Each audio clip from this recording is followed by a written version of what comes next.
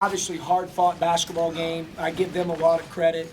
Um, I thought they played with a lot of energy. I thought they really drove the basketball well today. We had a hard time keeping it in front. I give them a lot of credit. I thought they were determined to do that. Obviously, they went 9 for 15 from three. They were shooting 20-some% from three coming into the game through 6 games. You got to give them credit for making some, especially at the beginning of the second half and at the end of the second half, where some guys made some shots. But I want to give them credit first of all. I thought they played really well. In terms of us, I thought that in the first half, I thought there were some plays around the rim where we got the ball knocked loose, or we had to bat around rebounds, where I thought we needed to be a little bit more physically tough. I thought we did that a little bit better in the second half. I didn't think we guarded the basketball quite as well in the second half as we did the first half. And then obviously they made some threes, as I mentioned, beginning second half and the end of the game. So, we've got some things we'll learn from this. I told them in the locker room, that I'm really proud of the way we get down one and they just show great poise and composure. They really did.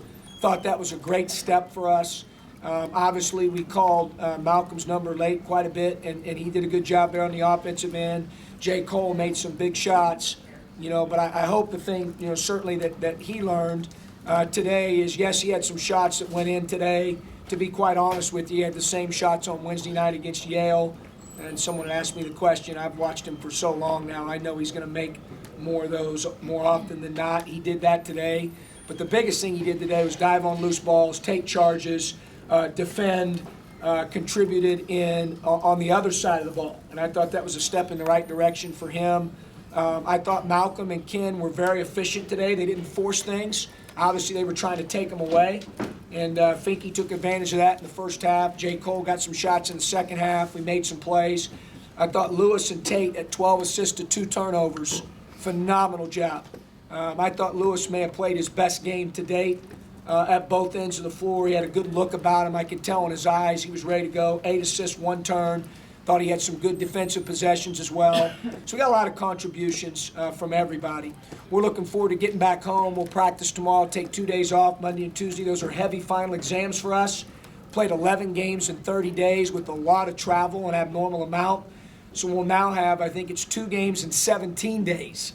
So we'll be able to get our legs back under us a little bit, get physically and mentally refreshed, prepare for a really good South Dakota team, knock out our final exams, do a great job there, have a few more days off than normal so we can get our bodies and minds right moving forward here. But, at the end of the day, I'm pleased with the way they really manned up there late once we got down 1. At the same time, we'll look at the things we need to get better at. They kind of laughed at me in the locker room, but my friend John Gordon says winning sometimes can be a deodorant. It can hide up maybe what you stunk at. It can hide that. So we don't want to use that. We want to find the things that we need to get better at, and these guys will tell you we're always real with them. We'll address them, and we'll continue to get better. I do think we're getting better, and I really like our group. So I'm excited to see where we can go here this next week and how much we can improve prior to playing South Dakota. Questions for the players? Coach, can you slide your mic to Malcolm? Yep. Questions for Malcolm and Jalen? Malcolm, can you talk about just when they make that 14-0 run, just the team's ability to respond to that and what you saw to take advantage of their get back in it? Well, obviously we want to start second half off better than that, but I think bad teams, if teams weren't connected, we would have probably crumbled. But instead, just stay composed. And we got on a little run ourselves.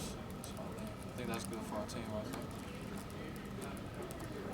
Jalen, how did it feel to, even though you had open shots, how did it feel to see one go through the net and that give you confidence the rest of the game? Jalen and Malcolm, make sure you speak up since there's no speakers in here. Yeah, I mean, that's good to see, throw the ball on the rim, across the rim and stuff like that. Offense is just like on D, working on the stuff that I can't control. So.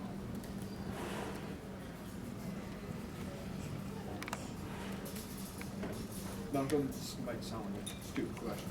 Does this feel like a win for you guys? Did you take enough positives, or do you feel like you didn't give enough? Like Coach said, one covers up a lot of things we probably stunk at, but I think we didn't really do a good job of starting the fight both halves. Of course, we responded well, but we don't want that to haunt us in any game because, if we do that against, say, Maryland or Purdue, that may lose us the game. So we need to learn how to start both halves off right. Once we put those two together, then we'll be all right. It's kind of a recurring issue. What do you think? What do you see as? Man, I can't really disagree with you with that, but I don't know. I guess it's some we need to learn. Hopefully sooner than later. I mean, it's not something we can't do. We've done it before in the past. We just gotta put both of them together. John, 13 guys play for them today. Does it make it harder when there's so many rotations to find your man when you're switching defenses? Not really. That's a communication thing. We got to get down on our defense, man. Make sure we talk and tell when you come out or if you see someone come in, talk to one another and communicate. So something that we practice on drills and stuff like that. So, Which of your defensive schemes did you feel like was the most effective today? I mean, we came out and played. You have to give them all our scouting. Yeah. So 1-3-1. Yeah, I mean, I feel like we could have communicated a little bit more, but on the defensive end, if we're communicating and we're on the same board, things go well. So regardless on what defense, and so if we take care of the basics, regardless, whatever defense we're in, it works.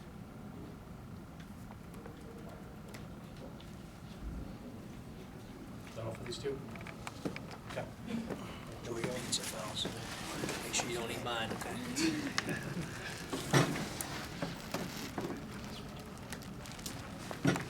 Questions? Do you remember the game where you had all 13 players? No, I mean, I've coached in games where they played a lot of guys. Obviously, they played a large number. We knew that coming in. We had prepared that way. We had told our guys they had a lot of different starting lineups and played a lot of different rotations. But then again, so had we. I think today, DB's today, the first time we started the same lineup back to back. Yes. 11.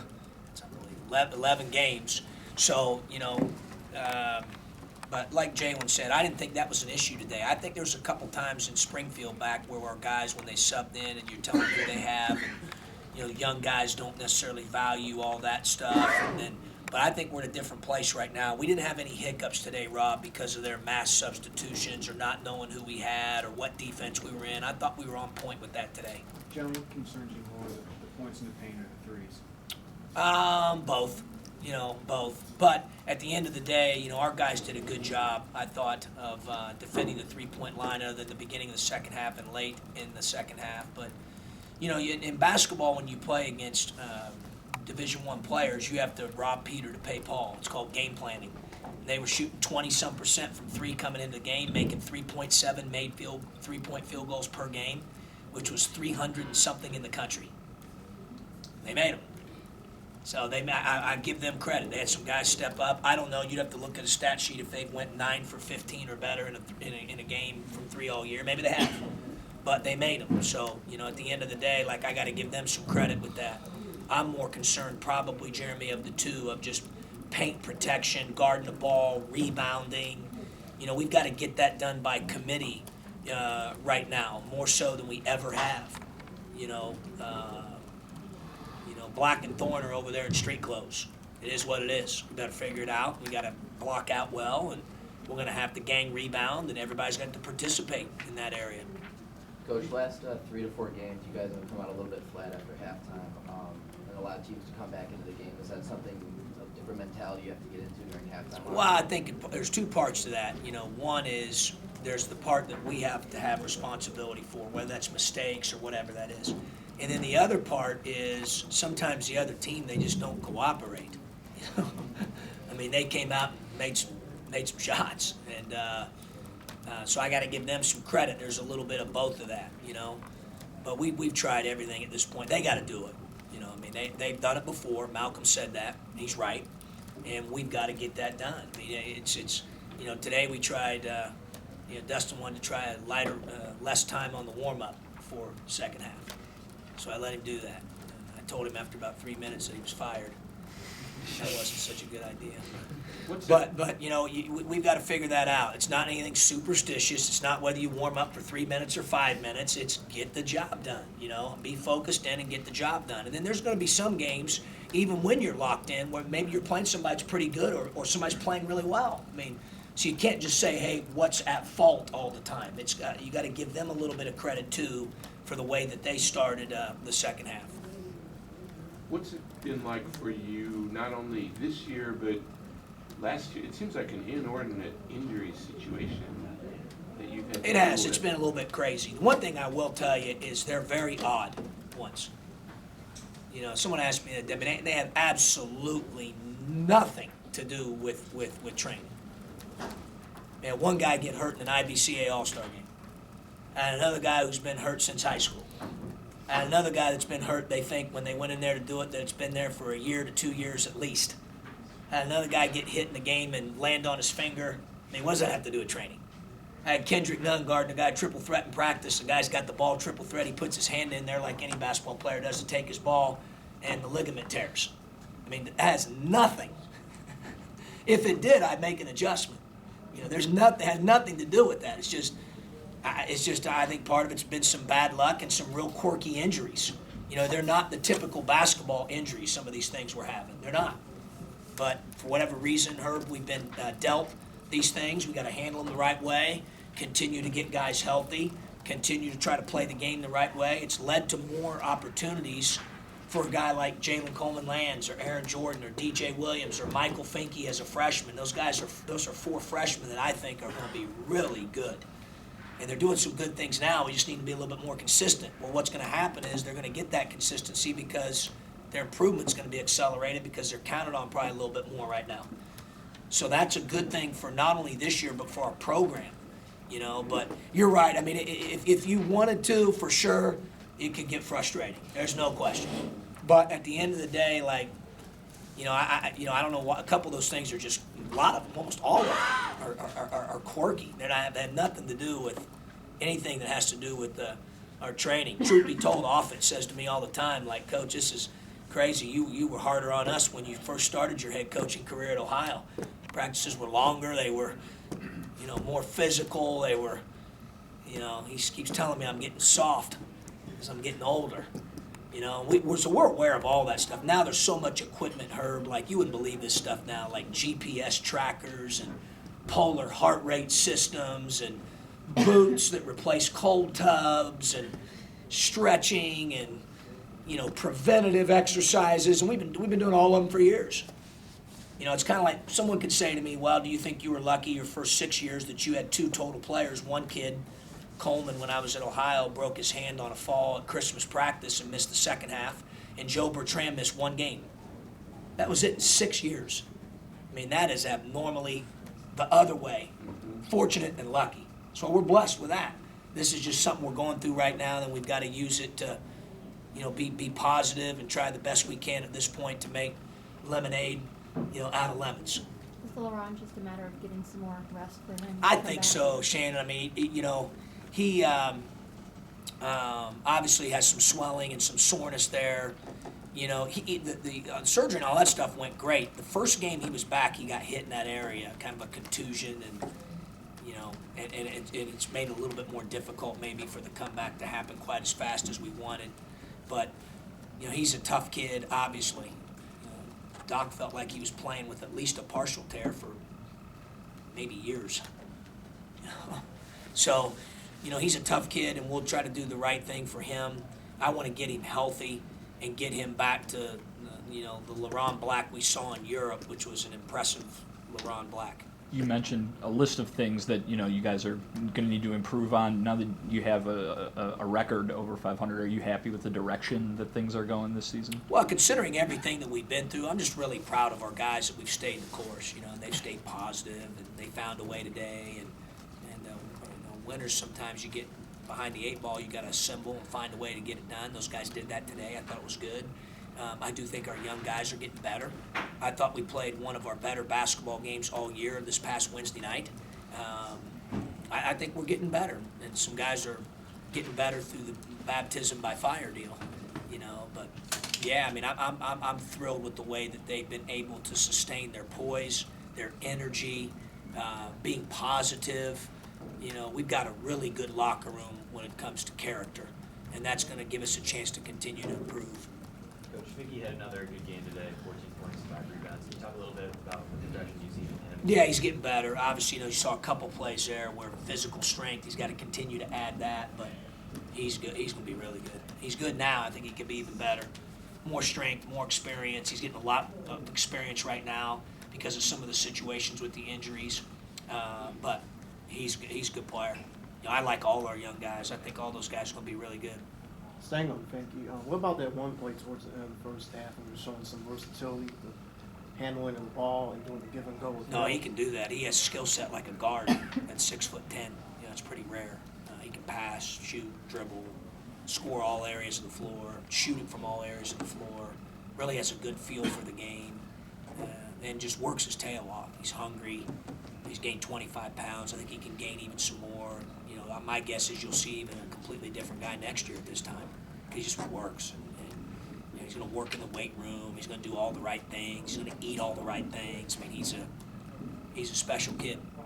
Did UIC do anything differently on him in the second half where they were able to? No, I think we kind of just took what they gave us. In the first half, obviously, I thought they did a pretty good job at times denying Ken and Malcolm, and then Michael took advantage of that. J. Cole did. You know, we got some pretty good looks, good shots. Got to the free throw line a lot in the first half. We didn't capitalize, Scott, as much as we should have in the first half. There, we shot it better in the second half. But, you know, I think those guys just played the right way today. You know, both of them played the right way. Finke played the right way. Finke happened to have a little bit more explosive first half. You know, Nunn was very efficient today. Those guys probably shot, 5 for 8 and 5 for 9. You know, they were very efficient today. Malcolm made the comment about this, something like this wouldn't really cut it against the Purdue's and Maryland's and Big Ten play. First of all, do you like that they're thinking that way maybe as a measuring stick, or do you? I don't know. You know, I don't care who you play these days. You got to be able to play as close to 40 minutes as you can. Now, basketball's such a game of momentum and flows, and ebbs and flows. You know, momentum changing plays and runs, and you know. But we just need to get that done, Shannon, to be a better team. I don't care who we're playing. We need to start with a little bit more of a defensive mindset. You know, I'll watch the film. It's interesting because I felt like when we didn't start the Notre Dame well, we made the game well in the second half. We had made a ton of defensive mistakes. I don't know if I feel that way right now. I have to watch the film. I thought they made some shots, you know, over the top of us, and then we coupled that by missing some shots that I thought were pretty good ones. You know, I'll have to watch it, you know, and see how many mistakes we truly made that were within our control. I talked to DJ yesterday about he had PT for a couple of games before that, but really he's not playing that many. He had 6 minutes today on his hometown floor. But what struck me is that he's really patient. He said, you know, everybody learns at their own pace, and that's really unusual. Very unusual. Their attitudes have been really good. DJ's gotten a little bit better with it. It was probably a little bit, if he was honest with you, a little bit harder for him at first, but he's gotten better. You know, that's why I put him in the game. I'm not giving anybody, you know, they got to earn it. You know, Ken and Malcolm had to earn it. Guys have to earn it, and I do think those guys are starting to earn their teammates' trust, most importantly, and mine even more. You know, Tate mentioned the other day because those guys are pretty hard on those guys, trying to help them, and they're on them, and it's certainly in a constructive criticism way.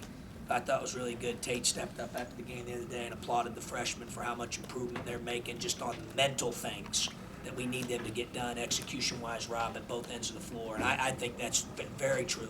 And it's great that Jalen pointed that out because I think it's huge for us and allows us to be deeper. Those guys are getting better.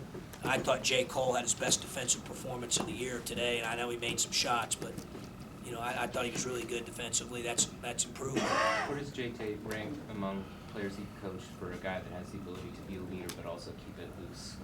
He's good. He's got a great voice. He's got great command. He cares about winning, and he cares about the right things. He's just such a great teammate. I mean, there's a reason his teammates voted him captain. John, there's only over 5,000 here today. Just what do you make of the future of this game against this opponent? Well, I don't know. I mean, obviously that was, the contract finished up. I've been, pretty open about the fact kind of what we want to do with scheduling the game moving forward. Obviously, there's a lot of hands involved in that, Jeremy. But we'd like to continue to, I think we've had, you have to help me out here, Jeremy. It was Oregon and Auburn, right? And those were, we had, good crowds those days. I think for us to come up here, that's the direction that certainly I'd like to go. But there's a lot of people involved in making decisions like that. I'm not the only decision maker when it comes to that. But certainly that's what I would prefer. Coach, what's your opinion of the UIC freshmen Matthews and Dixon? They were good today. Matthews was terrific. He had 18 in the first half and only played 13 minutes, and obviously foul trouble there with 3 fouls. Put him out of the game in the first half, but I thought he was terrific. I thought he played really well offensively. And then I think Dixon's got a lot of potential, great size and length for a wing. And as he gets physically stronger, I think he's going to be really good. I thought their interior players attacked the glass. He's got them playing really hard. And, they played really hard today, I thought. Attacked the glass. Matthews really made some plays for him. Dixon made shots in the second half. Kid Burns put his head down a few times, got in the teeth of our defense, made some plays. So, they played well. Anything else in here, Coach? Thanks, guys.